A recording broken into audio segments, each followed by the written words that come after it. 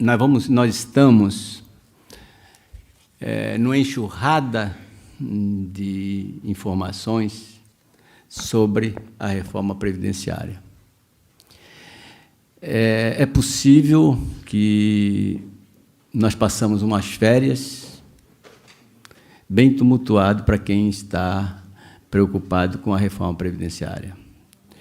Para os que trabalham em direito previdenciário, não vai ter férias, provavelmente, porque talvez até o Congresso trabalhe um pouco nessas férias, porque eles querem passar a reforma previdenciária. E, lamentavelmente, faz-se, numa crise, a reforma previdenciária, coisa que não deveria ser nunca. Todos os países do mundo aproveitam para fazer os seus ajustes previdenciários ao longo de um período, conscientizando todos os segmentos sociais e econômicos. O nosso caso não. Faz-se reforma na Previdência quando tem crise, porque é mais fácil de justificar para a população que tem déficit. E, com déficit, faz a reforma para prejudicar somente o trabalhador. E só no lado da despesa. Vocês não viram uma frase, uma linha que alguém disse que temos que aumentar imposto, no sentido previdenciário. O que é imposto no sentido previdenciário? Vou falar em tributo, né, que é genérico. Por exemplo, a maioria aqui tem carro, eu tenho um carro, um Fusca, por exemplo, e tenho que pagar IPVA, não é isso? Tenho, né? Um Uno, agora está funcionando. Um Uno tem que pagar Previdência, IPVA, desculpa. Mas se eu tiver um iate, eu não pago IPVA. Se eu tiver um jatinho, eu não pago IPVA do jatinho. Então, existe certas falácia em que a carga tributária é enorme para uma determinada classe, que é a nossa, média. Nós pagamos, hoje a carga tributária, para vocês terem uma ideia, para quem não gosta de número, vocês não gostam de número, né? Quer dizer que eu não sou formado em Direito, hein? Em função disso, eu tenho 2 filhas que exigir que formarem em Direito. Então, portanto, lá em casa, eu perco para as 2. A carga tributária hoje está em torno de 33% do PIB. Para a classe média, está 49%. E alguns pagam 51%. Por quê? Porque a grande maioria da carga, o problema da carga tributária é no consumo e não na renda. Na renda para a classe média. As grandes fortunas não pagam imposto de nenhum. Se eu ganho, por exemplo, R$10.000, não chega a tanto, mas R$10.000, eu pago 27%, depois da dedução, etc., 27%. Mas se eu tenho uma empresa e que tem prolabore e que posso fazer ajustes prolabore, não pago nem um centavo. E é assim que funciona o mecanismo da carga tributária. Então, se você compra o cara que ganha, o segurado que ganha, qualquer pessoa que ganha até um salário mínimo, ele paga em torno de 49%. Por quê? Todos os produtos estão embutidos ali, desde o ICMS até o INSS. E é isso que eu vou tentar resgatar um pouquinho aqui sobre o mito do déficit, que não é verdadeiro o que estão dizendo, que não é verdadeiro o que se coloca na mídia, que a Previdência é deficitária. Ela tem alguns desajustes e que poderia ser, ao longo do tempo, ajustado, seja no município, seja no Estado, nos estados e no federal, tanto no regime próprio quanto no regime geral, é o que nós vamos falar basicamente do regime geral. Então, como é que eu faço aqui? É só passar? Veja, Para começar, na Constituição está lá claramente, no artigo, a partir do 193 até o 202, diz que não é só previdência, é, quem sabe aí? Seguridade Social, que é um conjunto de ação voltado para a saúde, previdência e assistência social. E é aí que a população, que nós todos que estudamos, temos que conceber. Desgraçadamente, nem no Congresso, a grande maioria não tem essa visão. Nem no Congresso, às vezes, porque a mídia quer saber da previdência. Eu sempre dou um exemplo. Para quem tomou suco ainda há pouco, todos vocês pagaram seguridade com aquele suco. Vocês não, mas a OAB. O mendigo que toma uma cachaçinha, ele pode não ser, dou sempre esse exemplo, né?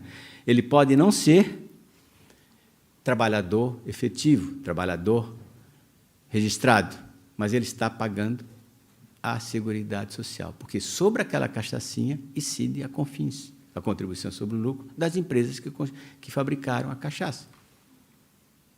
Consequentemente, ele está pagando para a Seguridade. E, por isso, o conceito de saúde, dever do Estado, direito de todo, dever do Estado. Mantido por essas rubricas que eu vou citar. E aí, esse conceito que todos nós deveríamos ter, lamentavelmente, não temos. Pouquíssimas pessoas estudam isso aí. Está aqui. Eu vou passar rápido, porque isso aí é mais as ações, né? O modelo de seguridade é universal, é uniforme, é seletivo, é redutivo. É só para vocês terem uma ideia, para uniformizar o nosso conceito. Equidade no custeio, e diversidade da base de financiamento. E diversidade, eu vou só ficar aqui, ó, diversidade da base de financiamento. O que é isso? É a capacidade contributiva de cada um, menos os ricos. Os ricos não pagam. Mas está aqui na Constituição.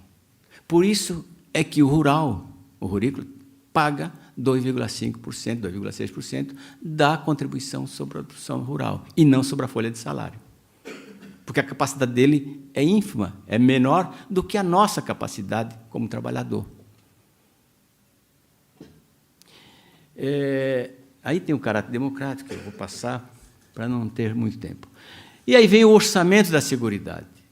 Tem uma série de conceitos que eu não vou citar aqui, mas está aí, a proposta orçamentária tem que ser em conjunto, etc, etc, etc, etc.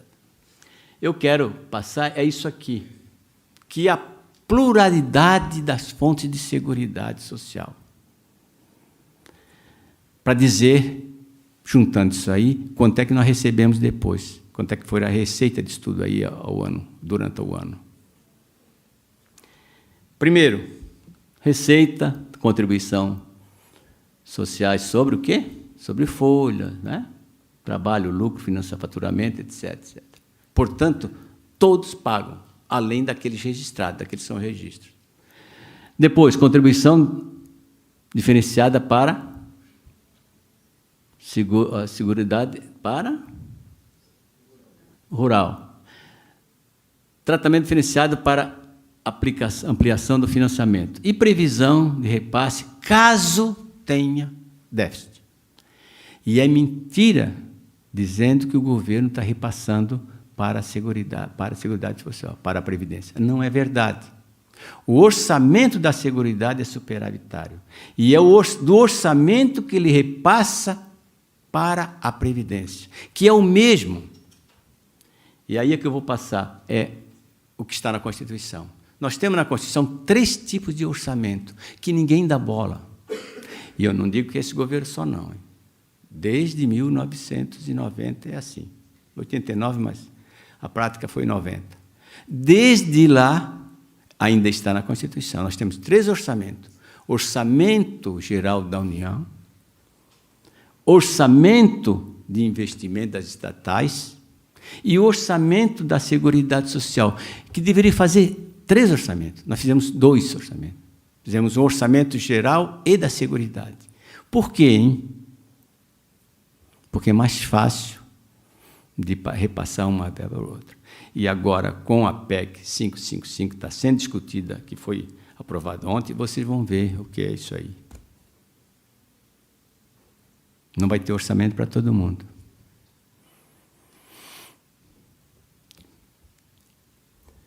Nunca foi feito. Por quê? Porque o orçamento da Seguridade sempre foi superavitário.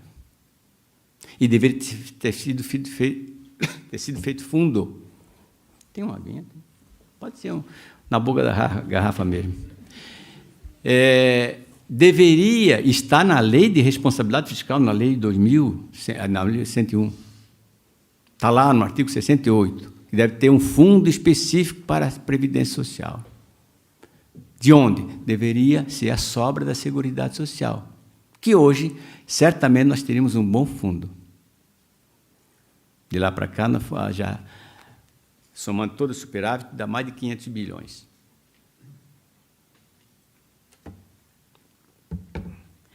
Bom, passemos. Está aqui, isso, em miúdos, estão aqui as fontes de financiamento da Seguridade.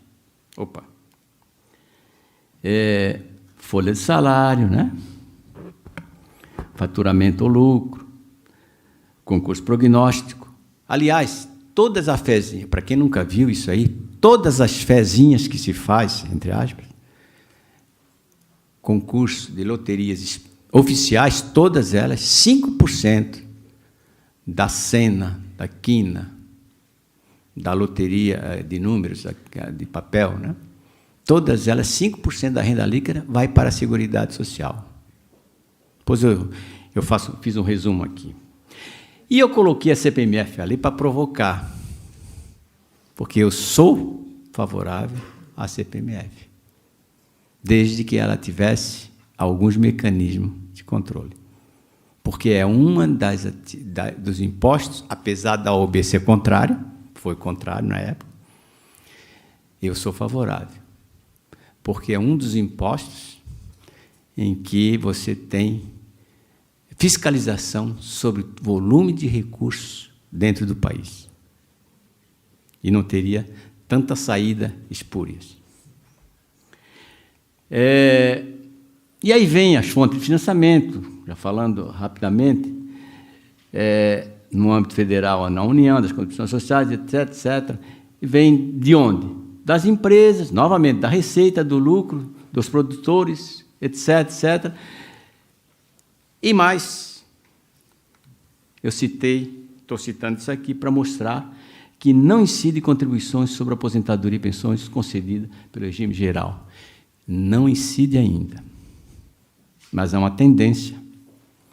Depois, se tivermos tempo, a gente pode discutir alguns itens sobre as prováveis reformas que virão. Os prováveis itens das reformas que virão, seja no regime geral, seja no regime próprio. Provavelmente será atingido, provavelmente. No serviço público, né, no regime próprio, só contribui o aposentado a partir do teto. Né?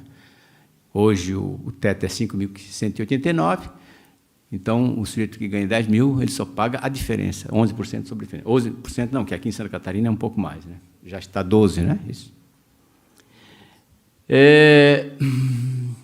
Bom, analisando agora, para vocês terem uma ideia de números, eu disse que a Seguridade é um conjunto de ação voltado para a saúde, previdência social, com recursos, né, de toda a sociedade, através da CONFINS, contribuição sobre lucro, como concurso prognóstico, todas as fezinhas se faz, contribuição sobre a folha de pagamentos dos registrados, do importador de bens, muito pouco, ou serviço, ou a lei, que a lei assim o equiparar. Portanto, a Seguridade é uma ação, significa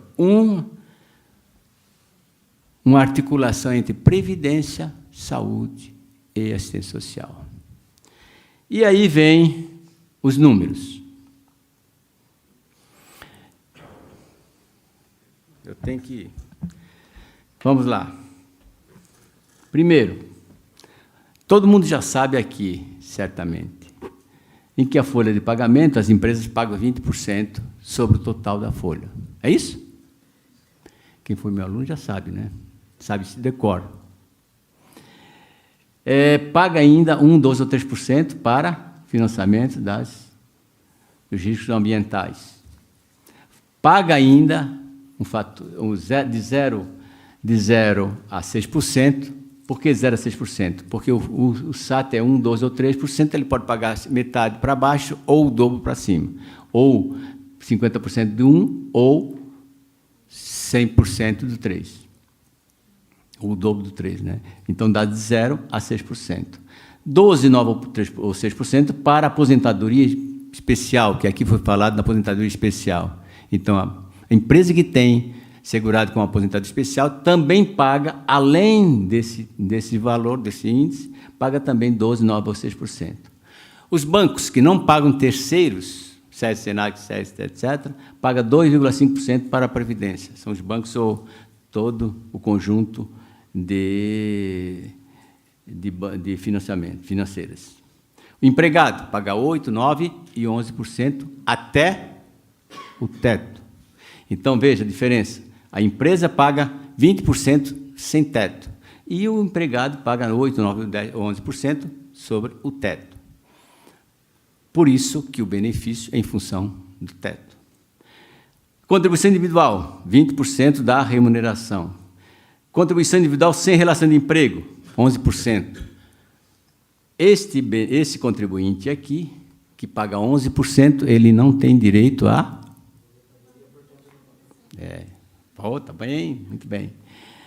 Então, ele pode contribuir com 11%, mas ele não lhe dá o direito de contribuição, de aposentadoria por tempo de contribuição. Segurado de baixa renda ainda pode contribuir, que dedica o trabalho, pode contribuir com 5%. O MEI, microempresarial individual, microempresário individual, ele contribui com 5% sobre o salário mínimo, e se tiver um empregado, 3% para o empregado. Produtor rural, com 2,1%, pessoa física. Pessoa jurídica, 2,6%. Clube de futebol, 5%. Absurdo. Mas tem disso. Infelizmente, tem disso. A desoneração da folha é uma bruta de um corporativismo. É um bruto de um corporativismo. Não se conseguiu até hoje. E tem até proposta para isenção, né? Depois,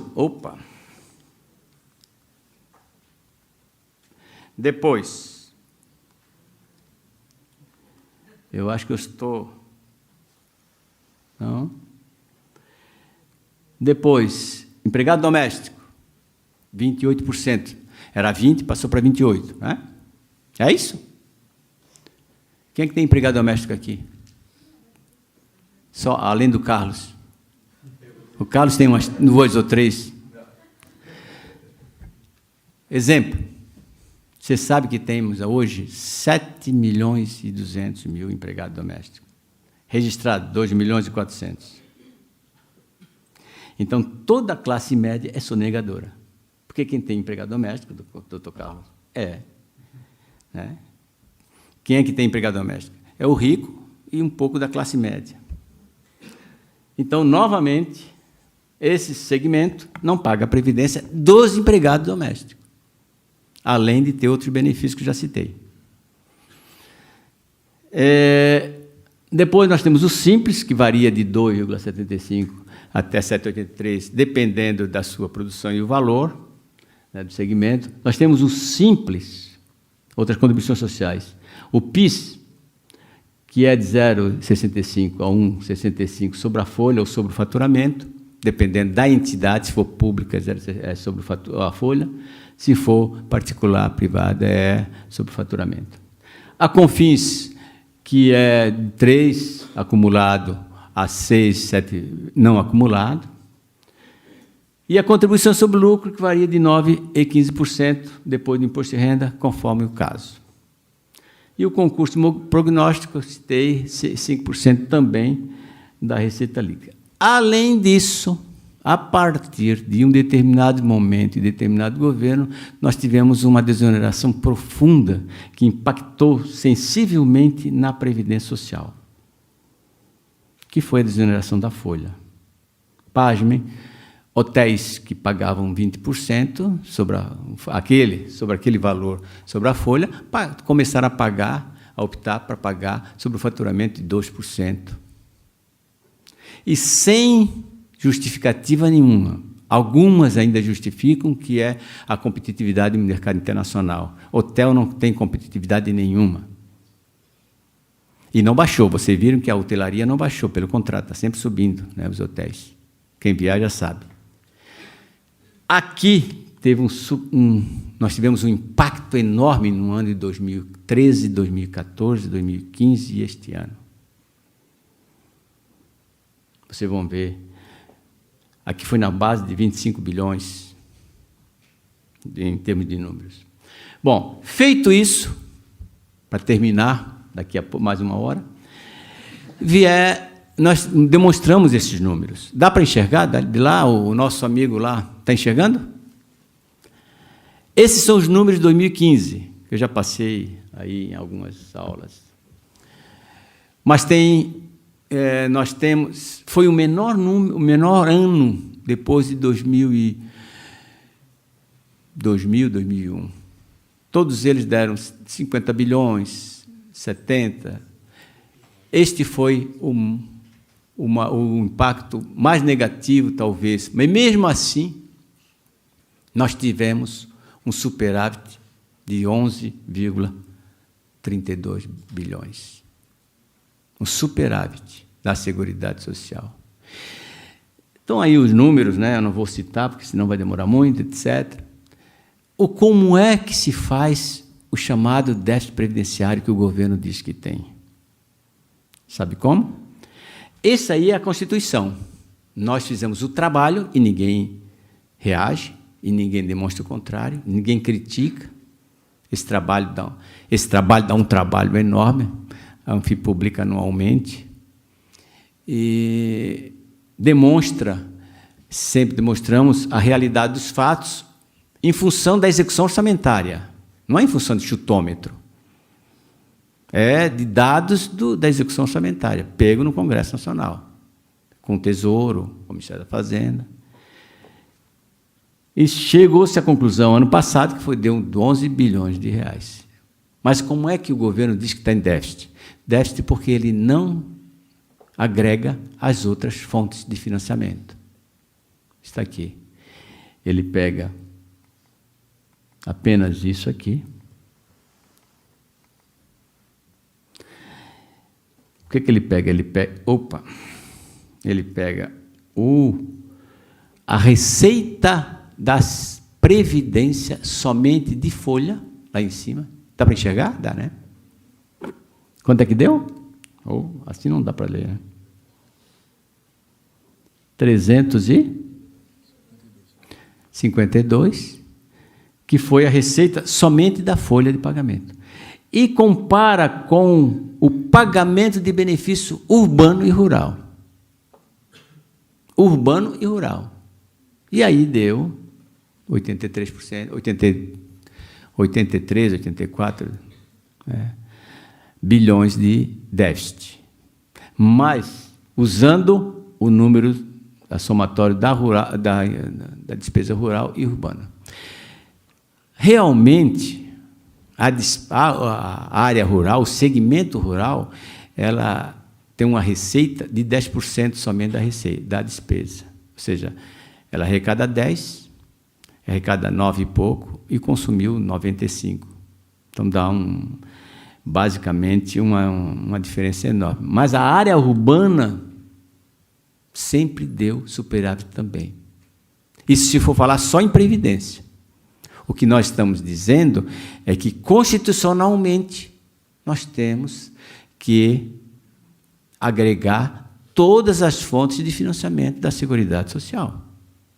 Ou nós jogamos a Constituição fora, ou retira dali aquele conceito, porque está lá, dizendo que a Seguridade é um conjunto de ação voltada para a saúde, previdência social, e seu financiamento é calculado com base na CONFINS, contribuição sobre lucro, folha de salário, receita de prognóstico e imposto de importação. Está lá escrito, que eu já disse para vocês.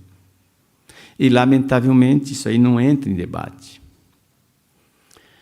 Bom, aí tem alguns números, aí nós fizemos um paralelo desde 2005, vejo que todo está ali, e aqui tem um dado, só para vocês terem uma ideia, um dado, números muita gente não gosta de número, né? Principalmente advogado, só quando faz o cálculo de precatório, né? Principalmente quando é precatório, né? Só na área de desoneração, ano passado deu 282 bilhões que se perdeu. Na Previdência foi 62. Ou seja, o impacto é cada vez maior. Quanto mais o governo desonera a folha, transferindo esse recurso para a chamada competitividade internacional, mais impacto negativo tem na Previdência. É evidente. Mais precisa de recursos. Está aqui.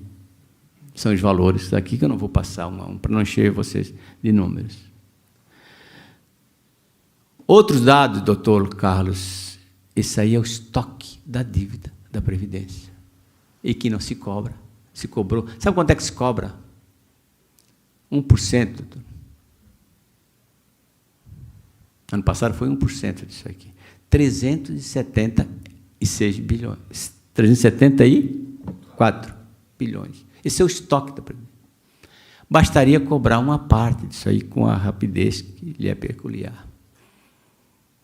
Estão tentando fazer a securitização. Vocês, quando usaram essa palavra securitização, vocês têm... Eu me tremo na base. Por quê? Porque isso querem privatizar a securitização, ou seja, passar para os bancos, para o banco cobrarem isso aí. Se sobrar para vocês, ainda bem, né? E aí tem alguns números, assim, fantásticos, né? No orçamento, para quem não entende orçamento, eu sei que é chato isso aí, é só para quem gosta de número mesmo, mas aqui tem as renúncias fiscais. Todo ano tem essas renúncias fiscais. Dado para quem? Para lá embaixo, lá em cima. Não.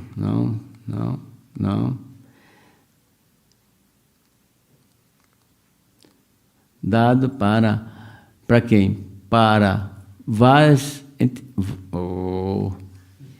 terminou. Para vários segmentos. Inclusive para a filantropia. Que é discutível.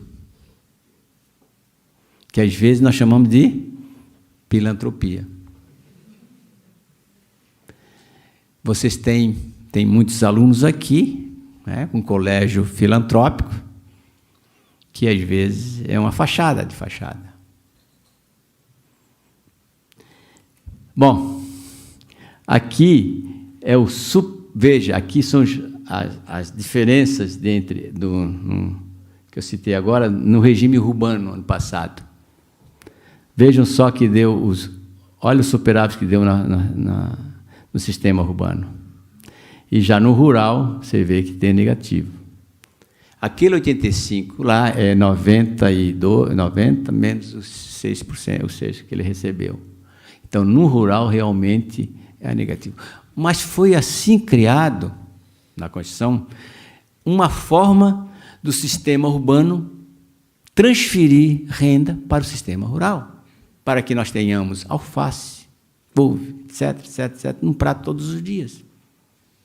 É isso para que tenhamos um equilíbrio entre o sistema rural e o sistema urbano. E no mundo inteiro é assim. Na Alemanha é $300 o repasse. Aqui não dá nenhum. Aqui aí vem o resultado geral, que dá aquele suposto 85, né? E aí vem outros dados a evolução de benefício, etc. Mas eu queria chamar a atenção disso aqui. Enquanto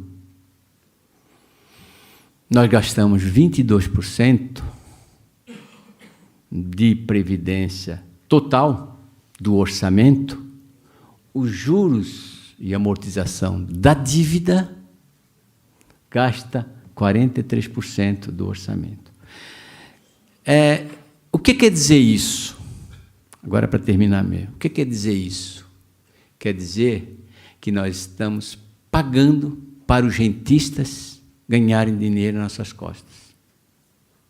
Com juros de 14%, hoje diminuiu um pouco mais, mas 0,75%, não há país do mundo nenhum que segure. Ano passado, nós pagamos de juros 509 bilhões de reais. O déficit da Previdência, né, aquele suposto déficit, foi quanto? 85. E nós pagamos para os banqueiros 500 milhões de reais. Veja a incoerência. Se tivéssemos déficit na Previdência, era 85 bilhões. Para quem? Para 33 milhões de aposentados e pensionistas. E nós estamos pagando 500 bilhões de reais para 20 mil famílias no Brasil, que são rentistas. Lógico, tem aqui alguns são rentistas também aqui. Os fundos de pensão também são, que aplicam. É confortável aplicar. Para que produzir? Se eu com R$1 milhão eu ganho R$1 mil por mês. Para quê? Não existe outro sistema melhor do que este para quem tem dinheiro. Tanto é que os internacionais estão aqui. Né?